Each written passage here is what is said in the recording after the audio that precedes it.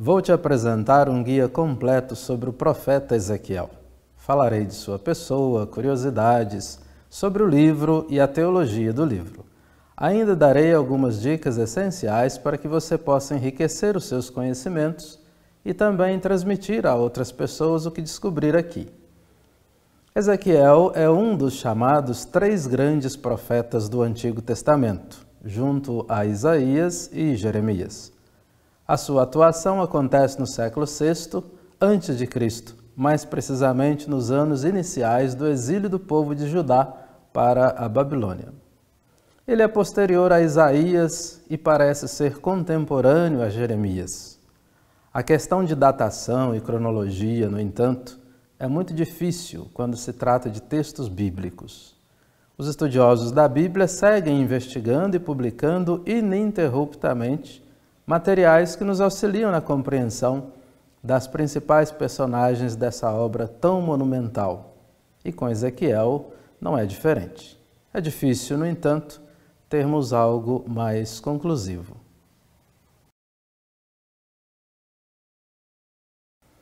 Ezequiel é um nome hebraico e pode significar força de Deus ou Deus fortalece. Na Bíblia, os nomes das pessoas estão intimamente ligados à sua missão, sua ação e sua identidade. Você verá como Ezequiel é um profeta que tem grande responsabilidade de reanimar e fortalecer o povo exilado e espalhado em terra estranha. Outras personagens dentro da Bíblia também podem ser vistas a partir da simbologia dos seus nomes. Zacarias, por exemplo, o pai de João Batista, tem um nome que significa Deus se recorda, ou então Deus se lembra. Quando você lê o cântico dele no Evangelho de Lucas, vai notar a frase Deus se lembrou da aliança que fez com Abraão. A vida de Zacarias e de Isabel são uma prova material da recordação de Deus pelo seu povo, enviando o profeta João, o Batista. O nome de Jesus, por exemplo, significa Deus é salvação. E acho que nem é necessário comentar ou explicar. Os filhos do profeta Oséias são outro exemplo. Eles carregam em seus nomes a simbologia negativa do comportamento do povo junto a Deus. Comportamento de afastados, distanciados, procurando outros deuses. Assim, um dos meninos se chama Lo-Ami, que significa não povo meu. A menina se chama Lo-Ruhamá, não amada. E o outro menino se chama Jezrael, indicando que Deus semeia. Aqui a gente nota uma pontinha de esperança, nessa ideia de que Deus semeia, de que Deus espalha, mas que Deus também cuida do seu povo. Tendo feito esse caminho, podemos voltar nossa atenção a este profeta de tão grande envergadura, Ezequiel. Uma das particularidades a seu respeito é que ele está entre a elite de Judá que foi deportada para a Babilônia. Então, ele vai exercer seu ministério profético naquela cidade. É bom lembrarmos que ele era também um sacerdote, e isso apresenta para nós uma novidade, qual seja, normalmente, profeta e sacerdote não se dão muito bem na Bíblia, mas parece que ele uniu as duas atividades.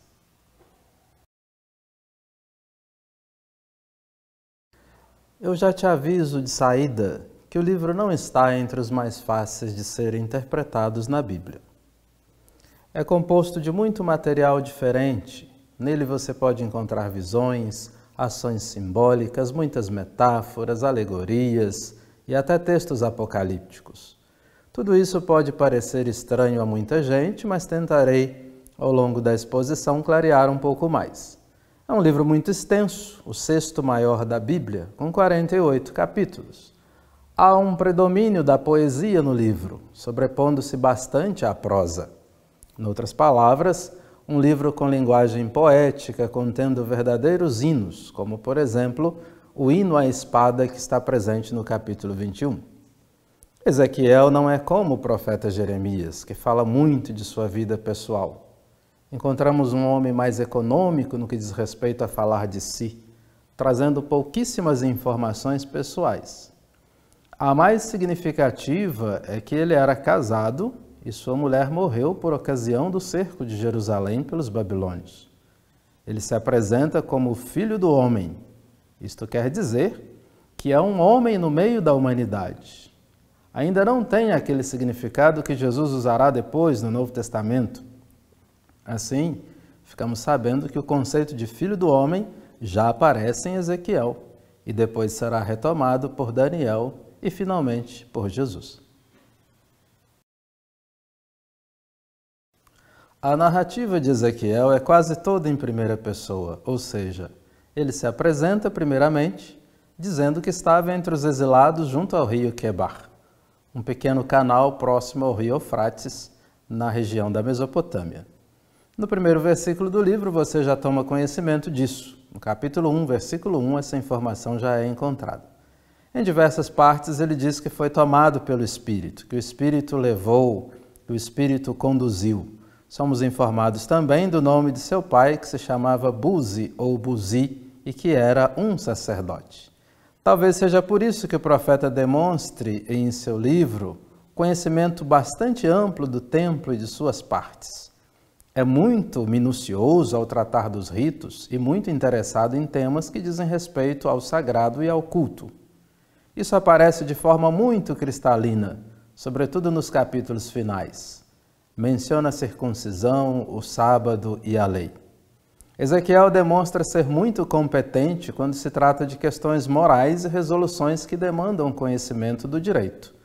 Um exemplo excepcional está no capítulo 20, em que o profeta é consultado pelos anciãos de Jerusalém.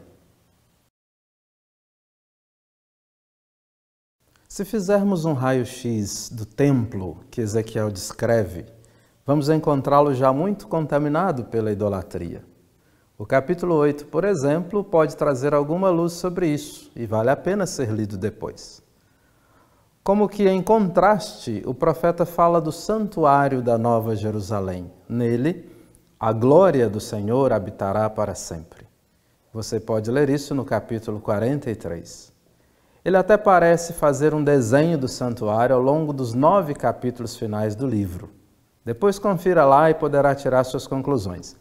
Ele fala das dimensões e detalhes nos capítulos 40 até 42, depois indica a presença da glória do Senhor sobre o altar no capítulo 43, em seguida fala da organização do templo e da perspectiva sacerdotal no capítulo 44. Sobre a terra e as festas, ele descreve no capítulo 45, finalizando com algumas regras e detalhes. Os pesquisadores chamam esta parte de a Torá de Ezequiel. Comparado a outros profetas, encontramos neste livro um número muito grande de visões e arrebatamentos. Ezequiel fica mudo por um certo período de tempo. A situação mais análoga ocorre com Zacarias no Novo Testamento.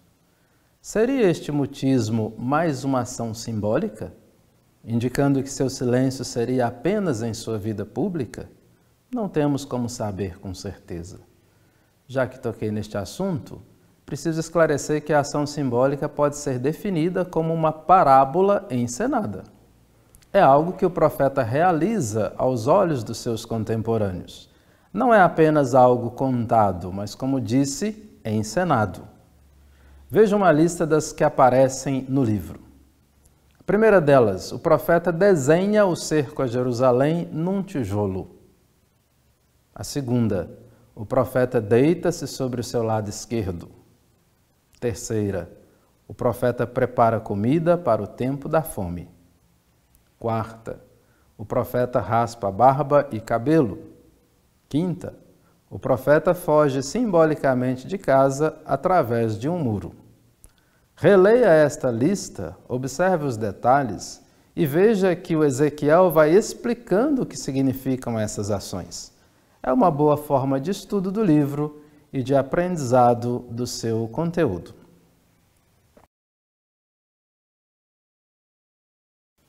Um dos principais elementos que torna o livro de Ezequiel tão relevante é o fato de ele ser como uma ponte entre o Israel antes do exílio e aquele Israel da restauração. Podemos afirmar sem medo de errar que é uma obra divisora de águas. Por isso torna-se também tão complexa. É como se você pensasse o profeta olhando em ambas as direções, para o passado e para o futuro. Como isso se dá? Quando ele olha para o passado, espelha-se nos profetas anteriores, procurando insistir no cerne da religião do povo, buscando a sua vitalidade, buscando as suas raízes. Ali, Ezequiel vai insistir em mostrar o pecado do povo e as suas infidelidades, entendendo que isso contribuiu enormemente para a situação do exílio. No entanto, ele dá ênfase ao valor do templo e ao modo como as observâncias cultuais podem ser positivas para o povo. Faz isso muito mais que os profetas que vieram antes dele. Mas nós podemos notar que sua relação com Deus é, de certa forma, mais distante. O que isso significa? Oséias, Isaías, Miqueias e Jeremias parecem mostrar um Deus mais íntimo, mais próximo. O Deus de Ezequiel meio que fica nas alturas, é mais inalcançável, para usar um termo da teologia, transcendente. Um lugar que ele parece demonstrar isso muito bem é na sua visão sobre o carro da glória de Deus, que já abre o livro, é o capítulo 1. A sua concepção sobre o povo é de que ele é infiel, e daqui a pouco eu vou mostrar para você com mais detalhes. Ezequiel convida a uma bela novidade no Antigo Testamento, a responsabilidade pessoal. No início do capítulo 18, encontramos este texto de beleza incomparável. Leia depois. Ele meio que passa em revista a história passada do povo em 3 capítulos muito especiais, que chamarei aqui de a retrospectiva de Ezequiel. Capítulo 16. A mulher amada, cuidada e que se torna infiel. Capítulo 20. As infidelidades de Israel. Capítulo 23. As 2 mulheres infiéis. O capítulo 16 e o capítulo 23 são carregados de uma linguagem muito forte, por vezes erótica e áspera. O leitor e a leitora precisam colocar muito cuidado na leitura, utilizar-se de uma boa tradução e observar bem quando for explanar estes textos para adolescentes e jovens, sobretudo se você é catequista, pastor ou seminarista. Acho que podemos, numa palavra, definir quase todo o livro sem querer ser pretensiosos. Essa palavra é infidelidade. É disso que Ezequiel trata. A cada proposta de salvação que Deus apresenta, o povo age de modo rebelde. Vou apresentar um raio-x da teologia do livro para que isso fique totalmente claro para você. Proponho 4 perguntas. Sugiro que você as utilize quando for apresentar ou estudar o livro em grupos. Se quiser, pode também usar essas perguntas para estudar outros profetas. Primeira, como o profeta vê a si mesmo? Segunda, como o profeta vê a Deus? Terceira, como o profeta vê o povo? Quarta, quais as saídas para o povo? Este é o guia mais completo do livro. De posse dele, você poderá estudar por conta própria os outros profetas, como afirmei. Pause o vídeo, copie essas perguntas, medite sobre elas, porque vão te ajudar enormemente.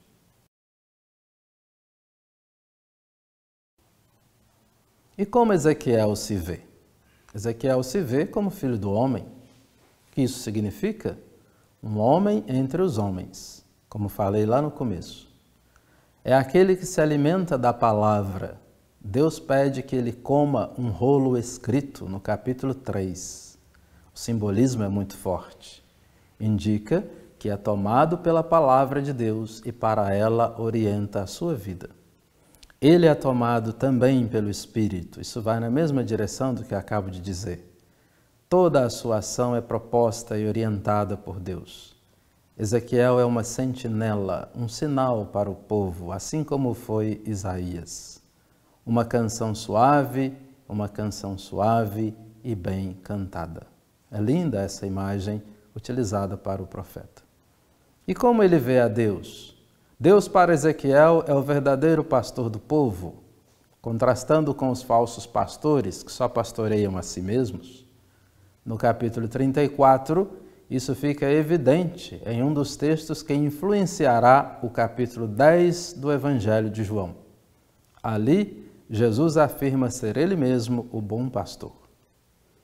Deus para Ezequiel é aquele que age corretamente, aquele que tirou o povo do Egito, o que é, aliás, um grande refrão não só dos profetas, como de todo o Antigo Testamento. Deus vai reunir o povo disperso e o fará subir de seus túmulos. O texto mais emblemático dessa teologia é aquele dos ossos secos, no capítulo 37. Terceira pergunta: como Ezequiel vê o povo? O povo é rebelde, não escuta o Senhor, age por conta própria e aumenta suas infidelidades. É idólatra, é um povo criminoso. Então, a quarta pergunta: qual a saída? A única saída é buscar o Senhor para ter vida plena. Não é uma novidade de Ezequiel. Oséias falou isso, Isaías já insistiu, Amós cansou de repetir ao povo. Trata-se, portanto, de conversão profunda. Como podemos resumir? Como apresentar um panorama final?